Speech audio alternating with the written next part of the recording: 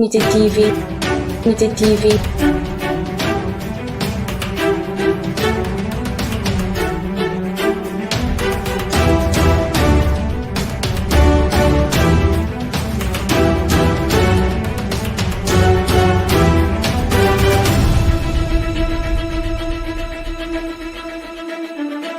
yéen seen télé Unité TV te ñu leen présenté cette émission Gindi Askan bi nga xam ne mooy am chaque mercredi soir comme ni ñu koy faral di defee rek tey ñu ngi am benn invité bu tudd Mamadou Diop xam naa ne dañ ko mën a présenté mu mën a ñu xam moom mooy kan. sant ñëpp di gërëm ñëpp di wax ne asalaamaaleykum wa rahmatulahi taala wa barakaatuh man la Mamadou Diop bi may jóg Mamadou Diop laa tudd mais au fur des années ma tudd doyen Mamadou Diop nekk président du mouvement pour le développement de Kër Massar di nuyu sama doom ñëpp comme ni ma ko am habitude di waxee waaye di am mbégte it ci kuy si tey ci woote bi ma woo fii ci Unité TV ndax bëgg gindi askan wi ndax nag luy jot na dama koy def avec fierté di ñaan yàlla may ñu ñëpp ñu am nopp bu ñu déggee macha allah salaamaaleykum wa rahmatulahi taala wa barakatuh.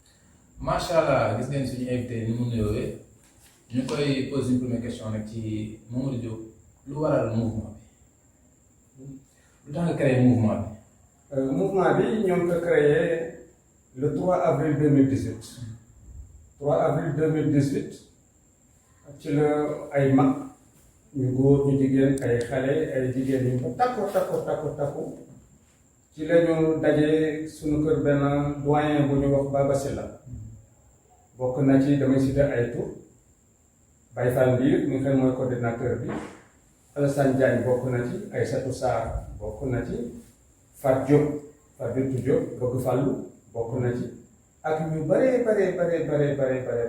ñu daje ñu ne dañuy créer mouvement bu tudd mouvement pour le développement de Kër Massar bi ñu créé mouvement pour le développement de Kër Massar ba pare ba jox ko tur yu bari dañu woon nañ fa mais mouvement pour le développement de Kër Massar MDKM lañ ci tàmm bi ñu ko tàmmee ñu lekk ñu ne dañuy wut ku ko njiit ñu posé des questions kan mu bëgg a nekk président mouvement bi parce que yàgg Fatou Diop ñu toog ak yeneen jigéen ñu ne mais bu ñu fi nekk di tànn ak a tànnaat à l'unanimité ñun daal doyen Mamadou Diop lañu tànn pour que mu nekk président du mouvement pour le développement de Kër Massar et par acclamation ñëpp daal ci d'accord daal ko entouré donc depuis le 3 avril 2018 yàlla dogal na maa nekk président du mouvement pour le développement de Kër Massar di yeesal sama ngërëm ak sama feddali kóllëre jëmale ko ci ñooñu nga xamee ni que ci seen mbaaxaay ñoo xam li ñu gis ci man ba teg ma président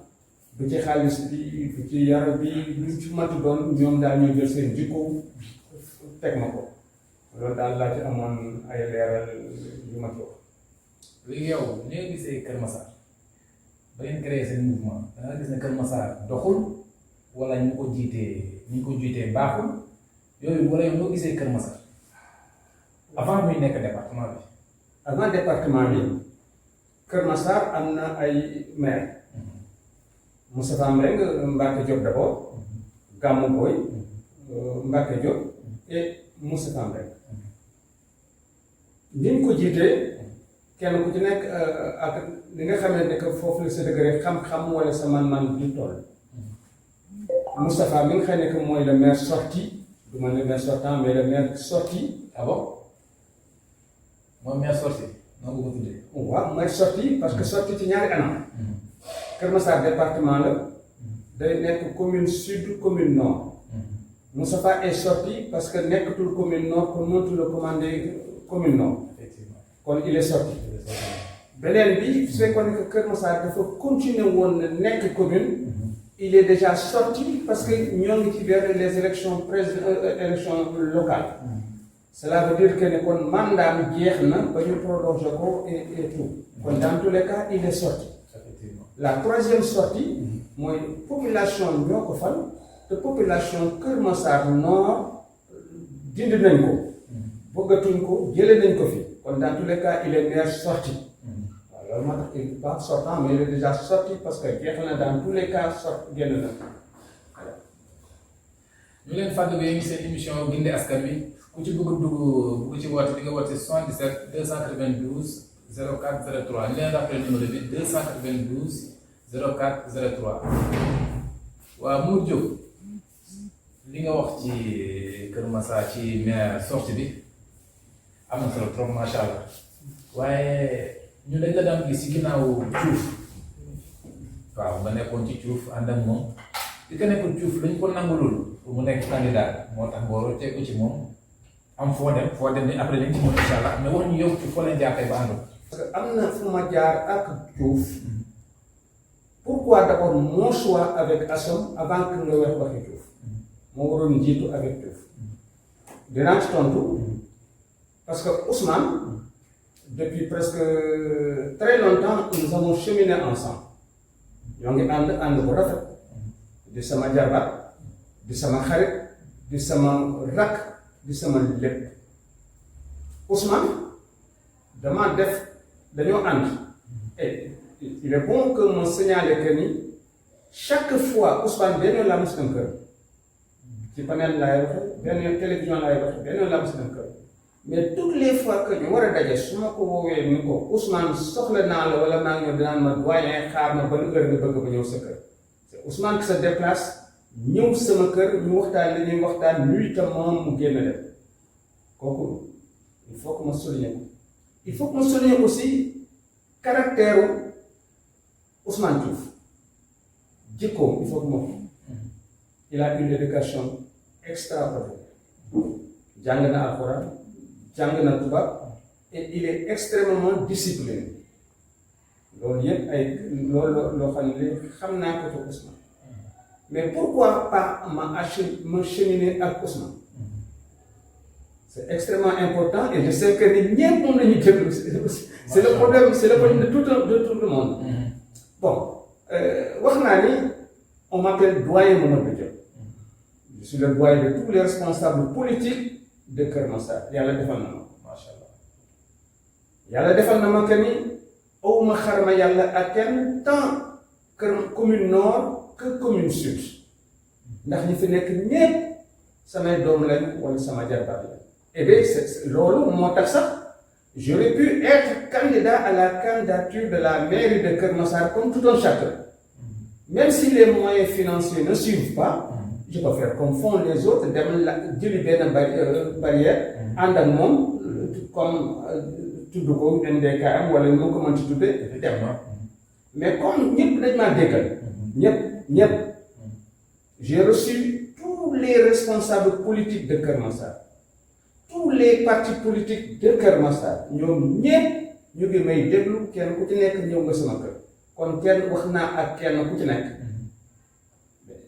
mag laa yàlla dénk na moom au moins bagage intellectuel yoo xam ne war naa am un sens de discernement mais ñoom ñëpp benn kàddu laa leen àndal du ma ànd ak individuellement collectif laay àndal li ma fexe li ma bëggoon mooy Kër Massar yëpp naa mënul nekk mais ñi ci ëpp responsable politique et mouvement yëpp ou parti yëpp ñu toogandoo autour d'une table waxtaan seet ñi mën a ànd ñu dokk nekk benn je renvoie tout un chacun ci waxtaan bi ñu defoon ci restaurant avant que Pape Demba Gadiaga di woote maag Ousmane woote nañu lu mat 3 wala 4 réunions yoo xam ne sama kër lañ ko def pour essayer waxtaan mais aboutirul j'ai fait un choix le choix que j'ai fait à Kër Massar mooy bi ma defee sama 13 procédé par élimination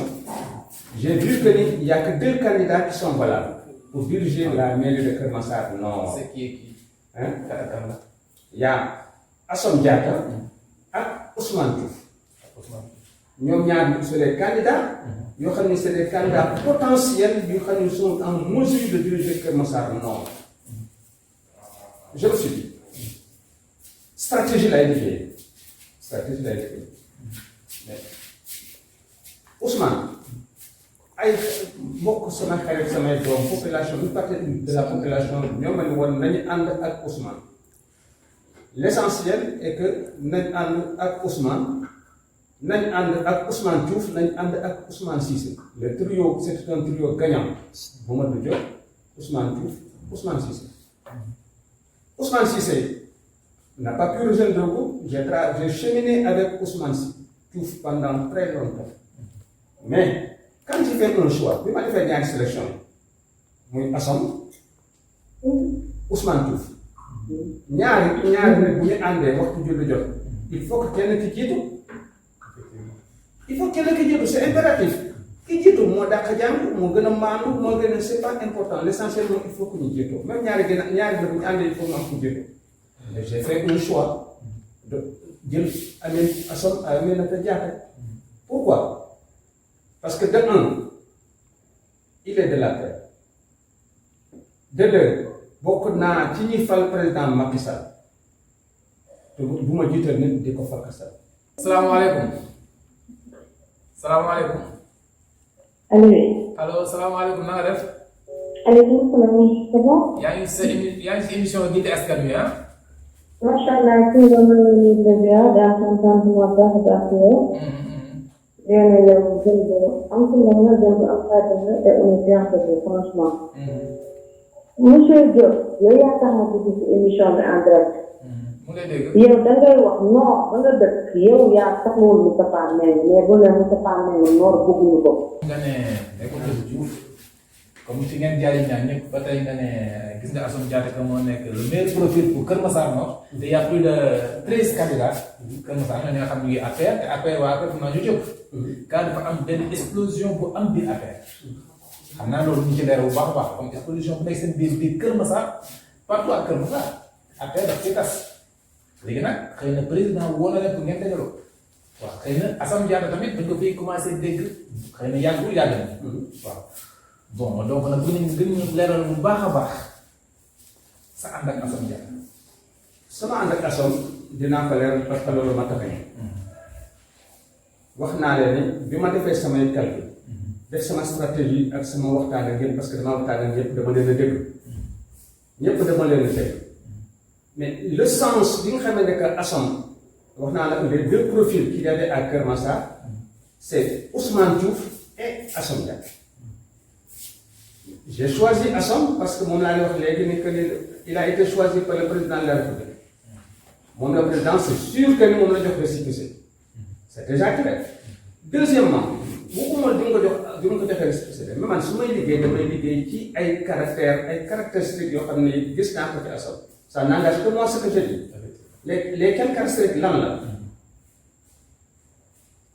dafa yaw c'est sûr que tout le monde dit que dafa yaw et loolu laa gis ci moom Assome est venu chez moi moom ak CSL mi ngi may dégg wala mi ngi may dégg ñeneen may dégg ñëw na kër ga ñu waxtaan mu ne ma doyen man daal suma semaine dinaa liggéey ak yow ma ne ko waaw dégg naa la mais maa ngi lay encourager parce que man li ma ñor mooy Kër Massar je ne fais pas de la politique pour sama poche ñëw sama kër xam nañu defuma ko pour am oto defuma ko pour am kër donc c'est un plaisir encadrer samay doom encadrer samay rak encadrer samay xarit pour uniquement Kër Massar damay mettre en jéem foofu parce que pour te dire que ni avant Assome ou Ousmane Diouf am na ay responsables politiques yu bari yu ma xam ne ànd naa ak ñoom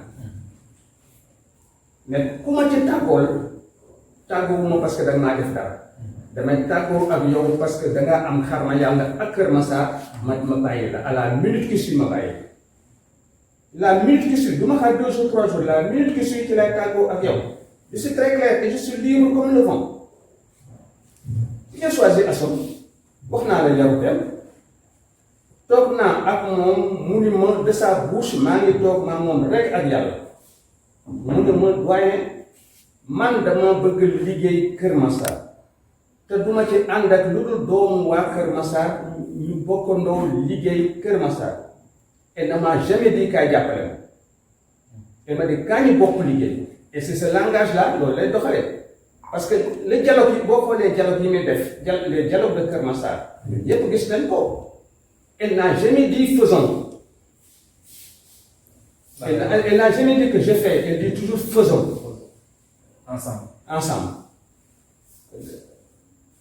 le monde sportif recevoir na leen. damay leeral toujours parce que leeral ma ko vraiment ñëw ma pour polémiquer wala pour xuloo wala pour nangam. damaa ñëw pour que ñu leeral seet ba xam nu ko lañ mën a defee pour suñu Kër Massar ñoom. c'est un débat intellectuel moo ma tax a ñëw. seetante xalaat. nit laa du ma wàllu du ma dem ma leneen. mën naa juum keneen mën naa juum keneen mën naa juum mais sama choix c'est mon choix à moi que j'assume uniquement pour Kër Massar. je disais que Assome m'a dit que ni li mu bëgg Kër Massar dafa bëgg a liggéey Kër Massar te dafa ànd ak doomu Kër Massar. et cette phrase là c'est pas la première fois ma dégg ko dégg naa ko ci Omar Top bi muy ñëw sama kër dafa ñëw kër ga avec une très forte délégation. très forte délégation sama kër dafa fees ba ñu lal basan yi toog ci ba nga añee mais le langage bi ma lii woon ak moom mooy dama ñëw pour bëgg a liggéey Kër Massar.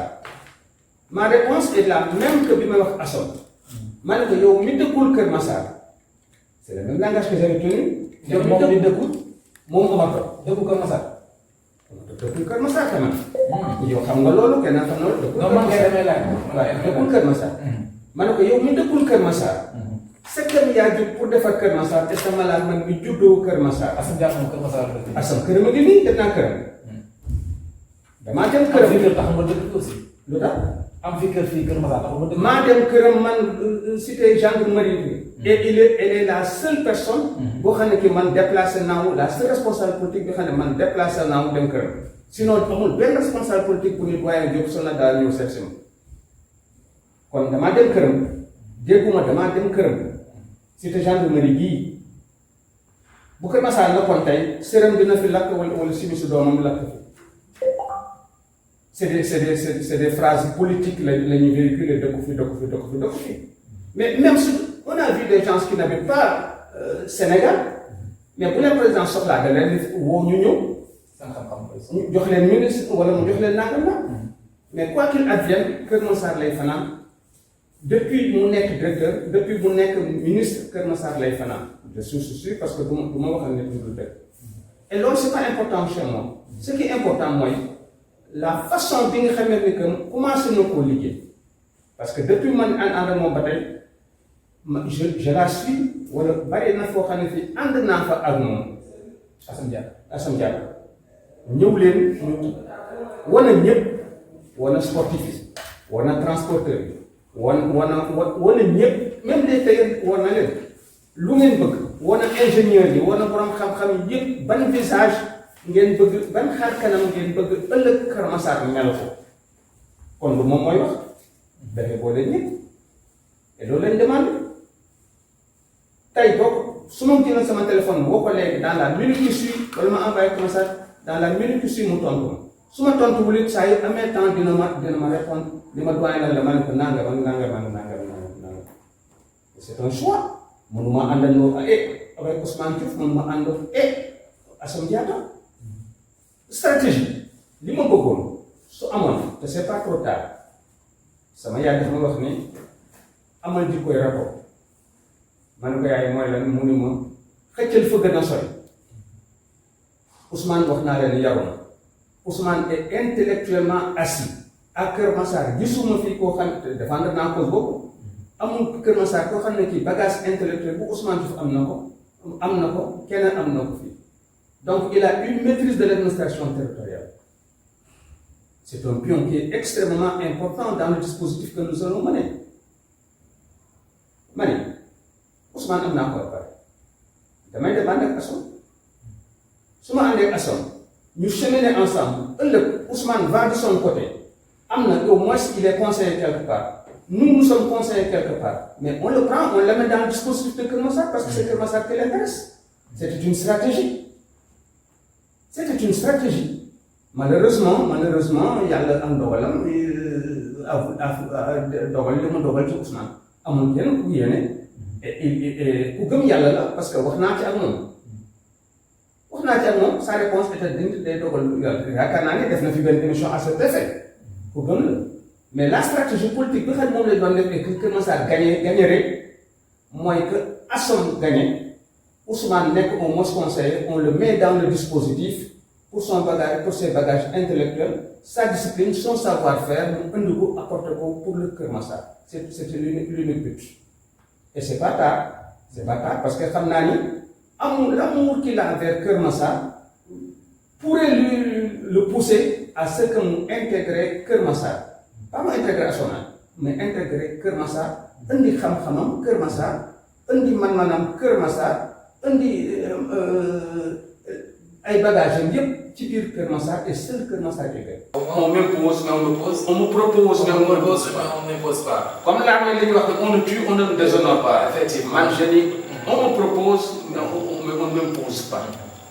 waaw tu proposes boo nga moom mun laa doon poser question lan la Assome Diatta proposé ci ay comme gis nga problème yi nekkee Keur Massar gis nga tali bi nu mu mel même bu dul événement gis nga tali Keur Massar bi nu mu mel gis nga insécurité ba am Keur Massar gis nga inondation ba am Keur Massar sànq woote bi nekk Darou Missal te képp ku dem Darou Missal di nga gis li fa xew di nga gis ne am na ñoo xam ne ba tey seen kër yi mënatuñ fa dem dëkki ndax ndox mi moo ko nag te boobu ba ñu commencé dund ba tey yàgg na léegi lan la loo Assome Diatta présenté na nga xam ne suba moom xëy bu nekkee maire Keur Massar Nord dina changé loolu. Pour ndox mi du ñu xaar sa ba nekk maire. Ça instant yi ngeen ngi c'est une garantie que je te donne en tant que doyen d'âge. C'est une garantie parce que mag moom wax nañ ci. Et nous y sommes. du rek Darou Missal Médina Gounass am na ndox. Mais Assome a fait un travail remarquable durant l'hivernage de Keur Massar. ku ubbi sa bët gis ku bëgg la gis nag bëggoo dégg doo gis doo dégg. fan la ko def. mais liggéey na fi. fan mais koñ yi am ndox yëpp. ma Assome liggéey na fi. xanaa Darou Missal bokk ci Darou Missal. mais xëy na dafa egseegul. Alaaji Paate. dafa mi ngi ci. waxuma bu campagne parce que campagne commencé gul. mais dama ne la man Mamadou Diop doyen Mamadou Diop. avant les élections de janvier waxuma dindi lépp. mais dina wàññi lu bare ci li fi nekk. en attendant que yàlla indil moyen yàlla fal ko ci kaw ci commune bi ci ndox parce que Darou Missal dafa am ay éléments Assome yu fa nekk. y a des éléments de Assome qui sont à Darou Missal. Médina Gounass y a des éléments de Assome qui sont sur place. dama ne su dul woon rek matériel technique. depuis lundi nous étions sur le terrain pour régler ce problème là. mi may dégg du ma fawante nit mi ngi may dégg wax naa ci ak moom te joxe na instruction pour ça. bu dul woon le matériel bi nga xam ne les pompes qui sont dispersées un peu partout et les matériels qui sont en panne kon depuis lundi boo may posé question bi day fekk ñu ne wàcc pare nañu ñëw dem personne. c'est une bataille à mener. c'est Keur Massar qui m'intéresse. du ma ci dellu gannaaw. wala anarchie bi ne ci kaw tali bi. voilà anarchie bi ne ci kaw tali bi. anarchie bi c'est pas Assome qui l'a installé. effectivement ce n'est pas Assome mais bis bu ñu ko falee daal. maa ngi ñëw c'est pas Assome qui l'a installé. wax naa la ne Assome liggéey bi muy liggéey dama koy toon sax naan ko liggéey bu salte ngay liggéey. liggéey bu salte mooy day dem ci nit ki. ni que loo bëgg noo gisee noo yéenee Keur Massar. tu penses que l'argent yi muy def dafay dîner débat parce que elle a de l'argent pour faire des dîner débat. les gens qui viennent répondre là parce que dañoo xiif amuñu yàpp ñu lekk seen kër répondre non c'est pas gratuit quand même c'est pas gratuit woo ay borom kër yàq ay nelaw dépenser xaalisam mais pour lan la les ingénieurs yi wax Keur Massar verdure la beneen kanam Keur Massar mais kenn seetlu ko pour moo ko li fa xew xam nañ ko les embouteillages là wax naa ne dimanche samedi passé dafa woo les transporteurs wane mécanicien wane lépp population kenn ku ci nekk wax na bu ñu paree dañ koy bindal kayit indil ko tegal ko kon loolu yëpp anarchie bi am yëpp wane les marchands ambulants wane imam yi wane délégué de quartier wane chauffeur yi mais ku des. ñeneen daa jënd délégué quartier yëpp. délégué quartier Keur Massar loolu yëpp waxtaan na ak ñoom. ñeneen da leen jënd. mais da ngeen. da leen jënd. da leen jënd. waaw d'après. question mais bravo. bravo. su fekkee nag elle est parvenue à acheter des quartiers parce que ça m'étonnerait fort bien. Ce qui m'étonne fort bien. parce que nga xam ne mag bu naanee ndox bu tàng suukar sax tam. mais mooy li ma la wax sànq nii. écouter et entendre font deux choses différentes. man ngaa dégg dara taxul li ma la dama ne la boo demee port jënd fa buumu bato. yow sama baat di ma dire ci ay karo bi ma ñëw. mais nga jënd coton hygiénique di ma dire ci xaaxaam ma topp la. c'est la manière dont koy aborder. xam nga sama xale bi jarul xuloo mais am na lu ñu la koy waxee nga xeex. effectivement. si effectivement elle est parvenue à acheter comme ni nga ko waxee jënd na les délégués quartier mais moi je l'applaudis parce que stratégie la mais en tout cas jëndewu leen xaalis. jëndewu leen xaalis ça moom c'est clair que ni jëndewu leen xaalis mais bu ma dugal ci beneen domaine parce que bu tuddee xaalis rek automatiquement damay am beneen. non man waxuma xaalis bi yaa jëndewu leen xaalis. d'accord naa ci jënd bi mais nit ki bu ñëwee yow toog sa wet wax la loo mën a dugal sa nopp ngay xool jëfam méngoo ak waxam mais loo ci jëlee convaincre na la bokkul ak ñi xam dañoo yor seen xaalis pour dugg si Kër Massar et qui ont dit que ne sama xaalis laa yore damay dugg Kër Massar par force. dama wax loolu. ah dama tudd tur parce que campagne commencé wul. nous ne sommes pas encore en campagne électorale. mais li ma xam bu xajul ci panel.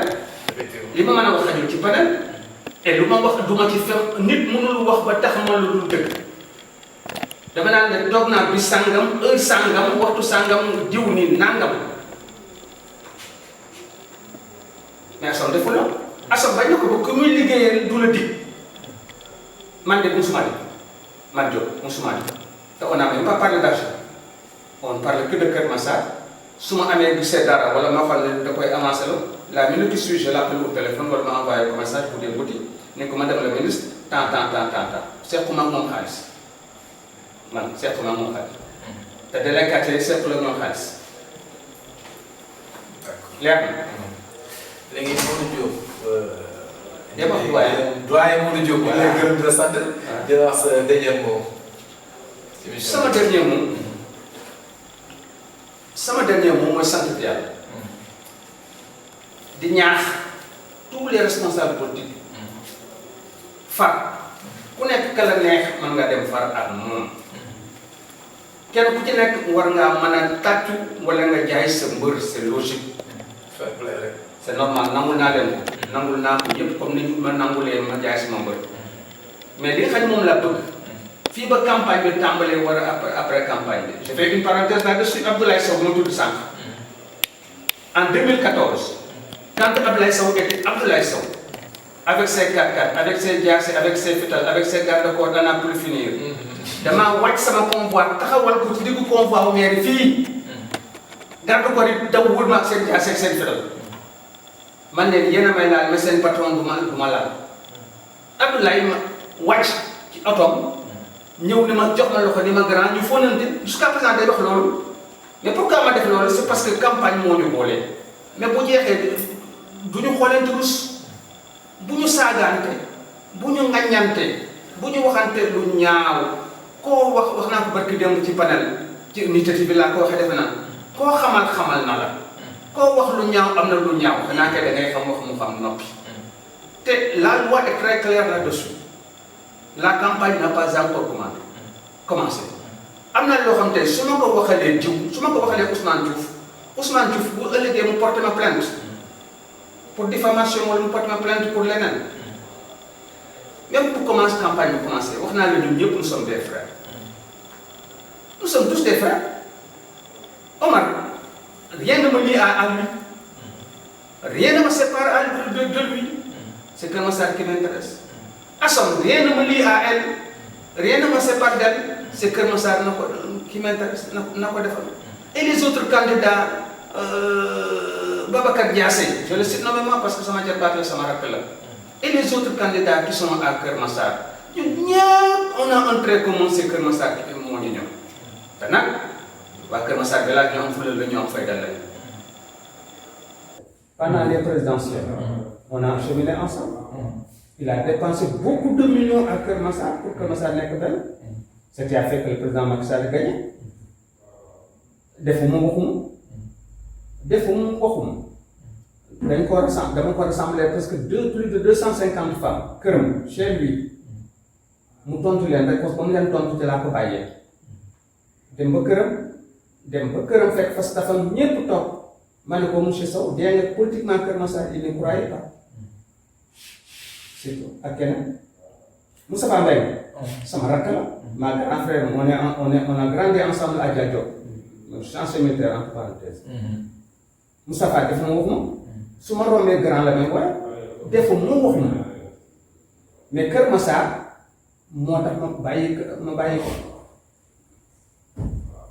waaw man ba tey je suis pas satisfait ci sama question bi mooy Massar waay ñoo faloon waa APR teg leen fi ñu nekk fi te ñu dem ci élection tamit waa APR xëy na lu ñu liggéeyee neexule est-ce que élection am est-ce que dañ leen fi tegaat ñoom wala ñu leen fi tegaat loolu mooy sama question parce que Assome Diatta ñëw na mais est-ce que Assome peut-être bokk baguette magique la pour ñëw rek résoudre problème yi fi amul yëpp parce que xam nañ ne Kër Massar problème bi maire la xëy na peut-être maire bi ko yoroon xëy na moo attanul Kër Massar anti jéeme quoi peut-être moo ko attanul waaw ba problème ñoom Kër Massar am fi gis nga inondation yeeg agression yeeg xam nga insécurité beeg bon xëy na maire bi am yu mu def ko bàyyi jeeg détail yooyu noonu muy bàkkoo ay comme on le dit que ak kii bi ko waxee produit beeg yooyu noonu mu mais xëy na affaire yàlla moom su ñu yàggul ñoo xam dëgg bul jël Sow bul jël un cas particulier généralisé. salaamaaleykum. waaleykum salaam. tur beeg sant bi. Issa Diop la. Issa Diop waaw dëkk fan. Kër Massar. Kër Massar ban. nord wala sud. quartier Kawsara. quartier Kawsara. waaw. waaw loo xamante émission bi. alhamdulilah man maay Issa Diop maay doomu Momadou Diop maay taawam.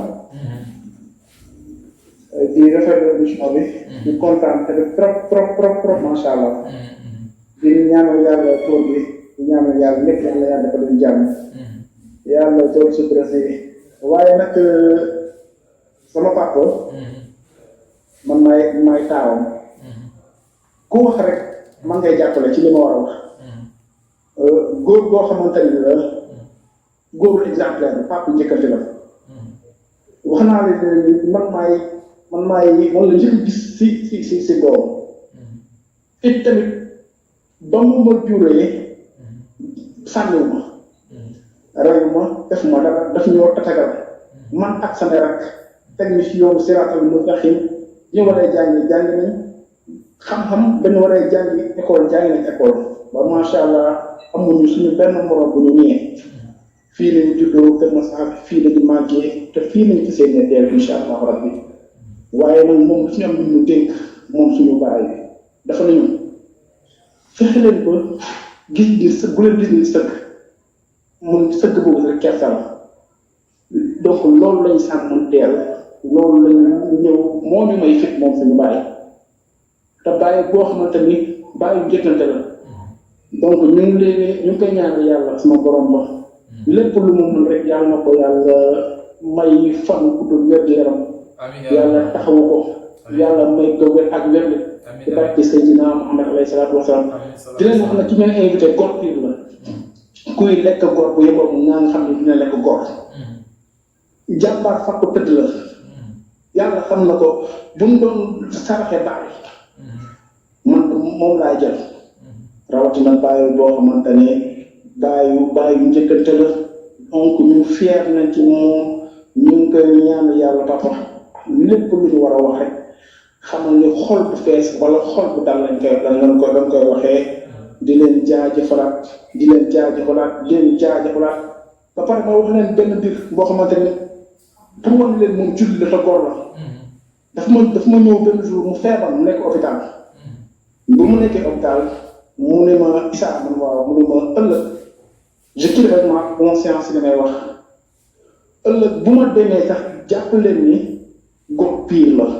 jàpp leen ni ku gëm yàlla ngi nii jàppal leen ni ki nga xamante ni moo nangul sama borom dogal sama borom ngi nii ci mi ngi feebar nekk hôpital principal kon foofu la ñuy nattee gëm-gëm parce que foofu lañu di saalige yenn saa yi donc maa ngi guddal émission la ku nekk dafa bëgg a gudd waaye surtout mu wax tuuti sama témoignage sama góor gi di leen ñaanal yàlla di ko ñaanal yàlla teg ko loxo ci barke Seydina Muhammad bako ko la xaar yàlla na xàtte yàlla bu la kenn jëpp ci Seydina ci barke Seydina Muhammad alayhi salaatu wa salaam man def ma fierté nga ci famille bi yëpp alhamdulilah ala kulli xaal alhamdulilah ala kulli xaal jërëjëf loolu laa mun ci li ñu dugg ba beneen incha allah maa ngi déglu waat incha allah.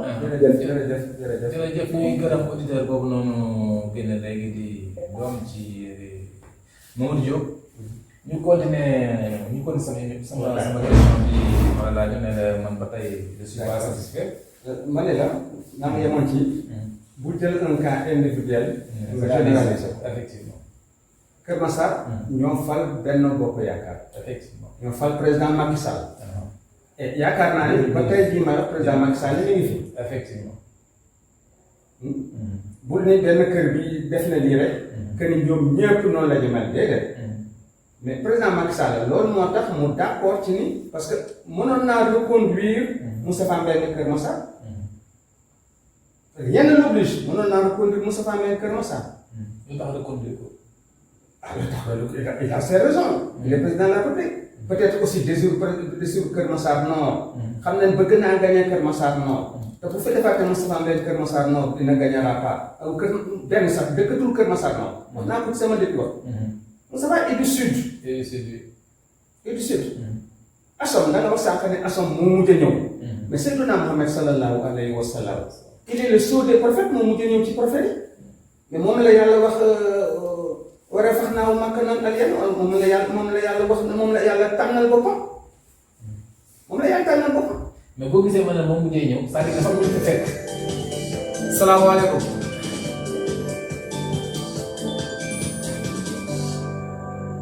salaamaaleykum. salaamaaleykum. salaamaaleykum. kooku tur beeg sant bi. man la docteur Makhtar Dramé. dëkk Fally Kër Massar Nord Sud. Kër Massar village Quartier Fass. waaw ñu ngi lay dalal bu baax ci émission bi askan wi. di la laaj loo xam ci émission bi. waaw tey dañoo invité sama tonton monsieur Diop. di nekk sama doyen bu baax ci man. depuis bi ma def ci Kër Massar di ko côtoyé. mu nekk di ma conseiller. nekk taalibe Cheikh. donc tey bu ma gisee ni dafa am émission bu mu bokk ak samay frères nit ñi nekk Nitte TV. donc dafay laaj ma apporter sama contribution. léegi yow loo koy laaj ci nu mu ànd ak Assome Diatta. waaw man damay tuddee loolu rek engagement la daal. engagement laa koy tuddee ndax mënoon na toog yokk kursam nekk këram toog di dem jàkka di dem di ñëw. mais li muy def nii dafay wane ni lii mooy engagement citoyen. donc ànd bi mu ànd ak maanaam Assome Diatta donc man li ma def lu rafetlu ko parce que peut-être que ñi ngi naan Assome dëkku fi yi la dëkk dañ ko fi déporté xaw ma genre terme yooyu. mais man lu ma gëm heureusement bi mu ànd ak ay nitu Kër Massar. bu fekkoon dafa jëlee feneen ay nit. yu dëkku Kër Massar ñëw andi leen foofu donc dama naan lii moom il faut revoir ça mais bu fekkee ay nitu Kër Massar ay doomu Kër Massar ay magi Kër Massar ñoo taxaw épaulé ko war ko yoon bi boo man du ma def lu dul rafetlu ko. xam nga dañoo dégg ci yow bëy ne Assome dafa ñëw jënd paa yi nekk Kër Massar yaa may dégg. maa ngi lay dégg. waaw dañ ñu ko wax quoi ne dafa ñëw jënd paa yi. je pense que commando laay waxal. non man la Lamine Sow. Lamine ok. waaw d'accord. en fait bon li ma mën a wax loolu moom. loolu man mënu ma ci wax. mënu ma ci débat nga fekk ma fu mu leen jëndee fekk ma fu mu leen joxe 1 franc. mais man li ma mën a wax mooy